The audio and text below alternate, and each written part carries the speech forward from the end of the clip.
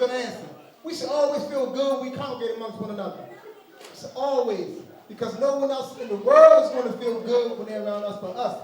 So we got to learn to love each other. We got to learn that. That's a new behavior, but we're working towards that. So this is what I believe. I believe that we should always support us, first and foremost. We should not be afraid to support us. Support us. So he came down, he made this journey with his family to come down here and bless us. So when you listen to this vibe, when you listen to this music, when you feel his energy, make sure you support this brother. It's the only right thing to do. Make sure you're supposed to. No further ado, put your hands together for Richard Wall. How y'all feeling, man? I want to thank the PLM. I'm definitely a part of the family. You know, I've been rocking with them since I first met them, and it's an honor to open up for this brother. You know what I'm saying? Just get ready to tear the lecture scene down. I believe so. You know what I mean? So without further ado, we just want to get into some music for y'all. How about that? Yeah. Look, Olympic conditions ain't aesthetic. I stole Jewish bakers, they say I'm anti-Semitic. Defamation league seeking to censor my verses. Industry execs seeking to alter my purpose. Record labels got you on a slave block for purchase. They put you on a tour, you a clown joining a circus. Martin Luther was peaceful, Malcolm X was violent. But no matter the message, they left with both silent. See the God of the prophets, that's who I symbolize. My crime is a multi-billion-dollar enterprise. Career criminals are profitable to the system. Put some knowledge in your balls, they no longer listen. And women accept being called bitches and hoes. Being cast for a part, but you missing your clothes. Strip naked, let it twerk, don't you say a word. Say you not a chicken head, but you still a bird. Being served on a plate by the man's flunky. Showing off your breasts, you a fix for the junkies. And I don't believe everything that I read. Like the fictitious story of your Adam and Eve. We predated your Bible story thousands of years, but your Bible story gave us like thousands of fears. Fear of God, you put it in us, you got the nerve. Why should I fear the deity that I used to serve? The American dreams become a nightmare. They never stick to their laws, why should we fight fair? You say we came from monkeys, but that's a damn lie. Since we believed it, is that the reason we can't try? Adele sings soul songs and she gets awards, while Jill Scott and Anthony Hamilton get ignored. They kill Neil Soul, they kill conscious rap to prepare people for the invasion of Iraq. Yup, that's things that make me feel sick. Like when Public Enemy kicked out Professor Grip.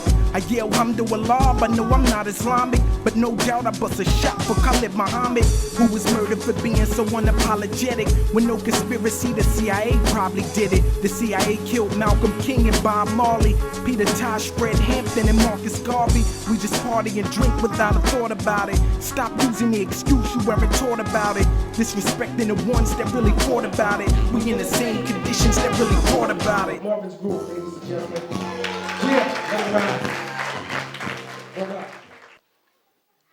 I have many points that I would like to hit on. As you've been familiar, the resurgence of the African youth. That's the topic. Are we a credit or are we a burden? And what is our historical mission?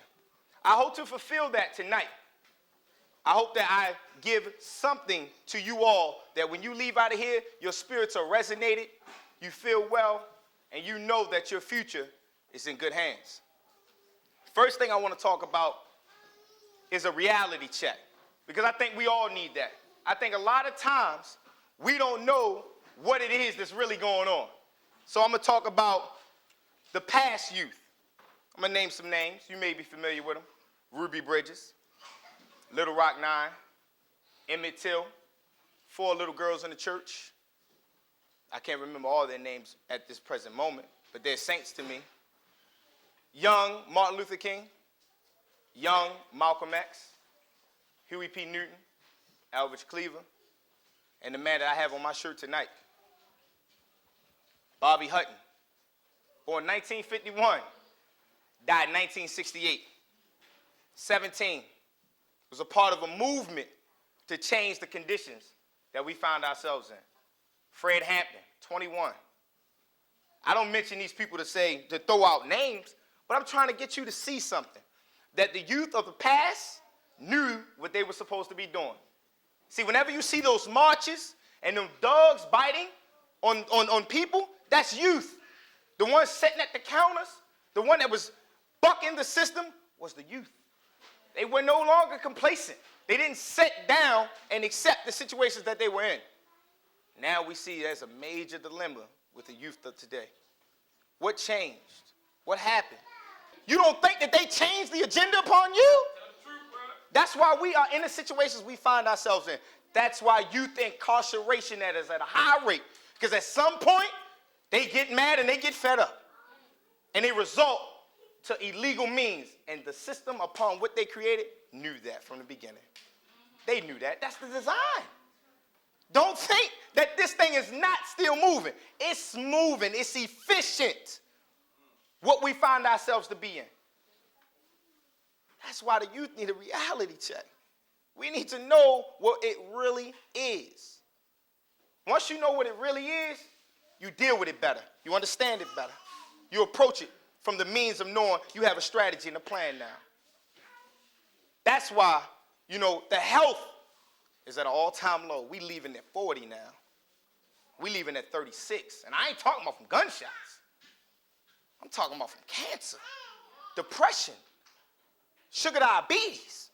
I mean, we really are going out of here very fast.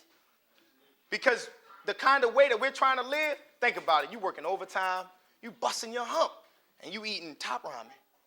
I mean, literally, that's your diet. Because that's all you can afford. Because they knew that. That's why it's readily available. You can go in any market during a blizzard, water gone, bread gone, cheese gone, milk gone, top ramen stacked to the shelf, and they bringing out a new pallet for you. They bringing out a new pallet for you. If it is low, go back there and get some more. And you are eating the most unhealthy things because your mind is not ready to receive, the information upon eating right in order to do what you need to do because you know your mission. You know what you need to be doing. But no, we coffee fanatics. I struggle with it. Yes, I do. But Starbucks is winning, ladies and gentlemen. They winning. And any other coffee place out there, the youth is addicted to it. That's why there's 5-hour energy drinks. You thought that is a new thing. Because they know that they are taking all vital energy from you, that you need these boosts to get you through spurts, in order to obtain and maintain yourself in this society. We need a reality check. Do you all agree? Yes. Am I not hitting on what needs to be hit on? Yes. I mean, I like a crowd. Y'all can tell me, hey, I don't agree. But I'm telling you now, I come to you with humility. I'm not saying I know it all, but I'm 29, so I can speak for what I know. That's what I can do. And I know how hard it is. I worked at a job, Southwest Airlines, for 7 years. Bust my hump, union rep. I loved it. And I was frightened to leave it. I mean, ladies and gentlemen, I was frightened. Because I thought, ain't nowhere else I'm going to get no $20 an hour. It ain't going to happen. No. But it was killing my body. I'm telling you. In order to maintain, you had to do an abundance of hours. They call it overtime. But I call it over-enslavement. And you working hard and hard. And you know what? The more money you make, the more they take. And you looking like, man, this can't be real. This does not make sense. I am not reaping what I'm doing. I'm not getting it back. What's going on? This is not making sense. But you are in the hamster wheel. And you just running. And you think you're making gains. And it's just doing this to you. But my third point, apprenticeship. Are we familiar with apprenticeship? I'll define it anyway. A person under a legal agreement, quotations on the legal, to work specifically for a length of time for a master, craftsman, in a craft or a trade for instructions and formal support. Now, I give you that definition for what reason? We're so eager to say how the elders have dropped the ball. I mean, you ever hear that? The youth is very quick. Say, man, they ain't leave us nothing. The youngest that I'm talking about are your elders now. I mean, think about it. Muhammad Ali was 20-something, 18 when he got that belt. Martin Luther King was young. Malcolm X was young. I'm talking about when they first got into it. These were young people bringing that energy. So the elders didn't let you down. You look at the oldest that you see today, and you say they're not doing what needs to be done. But understand, oppression never stops. So they, too, got caught up in the wheel. And they got caught up in the system. But one thing that they got, that this current generation us, the youth, do not have, they got some skills, baby. I mean, they can fix cars. Tell the truth. It's a man in your neighborhood that everybody go to before they go to the big guy. The truth. He got a skill that benefits him and aids him, and he can survive with that skill. They come around, say, man, my car is making a clinking sound. Pop the hood. That's the famous thing. Pop the hood. Okay. All right. Why do I mention that? It should be a child sitting right next to him learning, absorbing all that he's saying.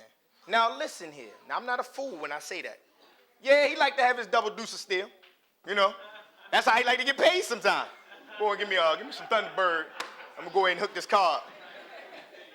I'm not saying pass that trait on. You ever hear saying, eat the fish and do what? Spit out the bones. We should be learning at their feet. There's a woman in your neighborhood that can braid hair, no matter how the length is. I mean, amazing. Sit down and be like, well, what you need, baby? I'm trying to get the new Allen Iverson braids. You ain't got but this much hair. And she make it happen. Your whole head like this. And you're in excruciating pain. But she has a skill set upon what she can do to take care of her family. It's a lady that know how to do some curls, man. You know what I'm talking about. My mama, one of them people. Get like some curls that look like you don't even know how it's holding together.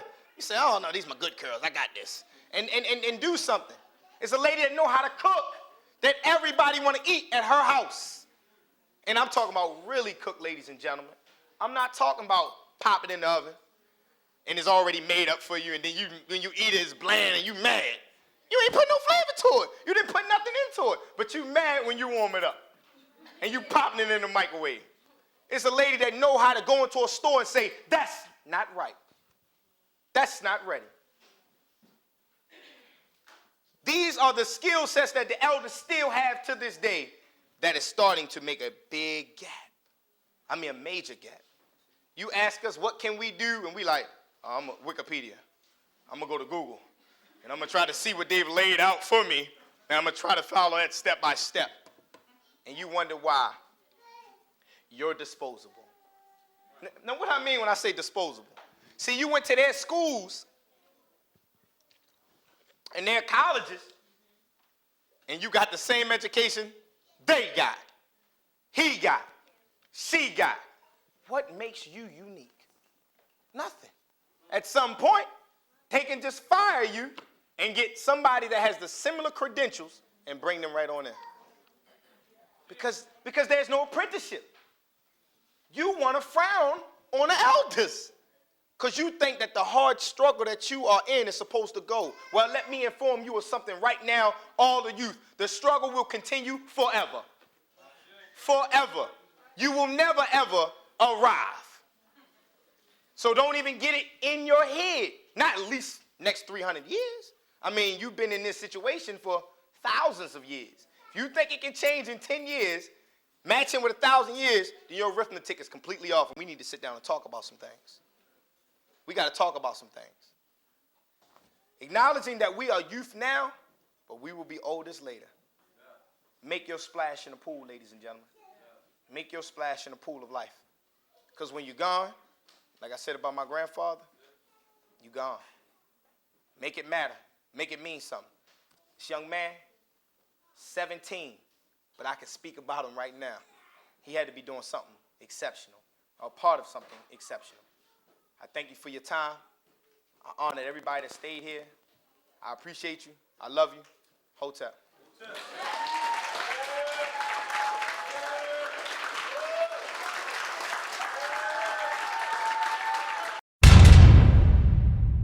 Be PLM. We cease the mediocrity, got our own economy, in control of our children and our commerce. Now which one you wanna check first? African Communal Empowerment Fund, Urban Youth Initiative with the daughters and sons, African Marketplace where the collective is one. From Ma'at to Yehudi, it's all redemption. No dissent shine in the ranks of our movement. Keep each other in check and strive for improvement. Culturally careless, minds are shrinking. African awareness, critical thinking provides a chance. Whether novice or advanced, to relive what was lost and start to strengthen our stance in this situation. Stressful participation is needed, so we'll never be defeated.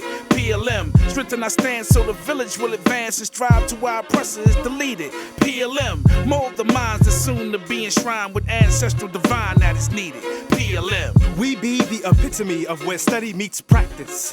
As a wannabe revolutionary, I like this.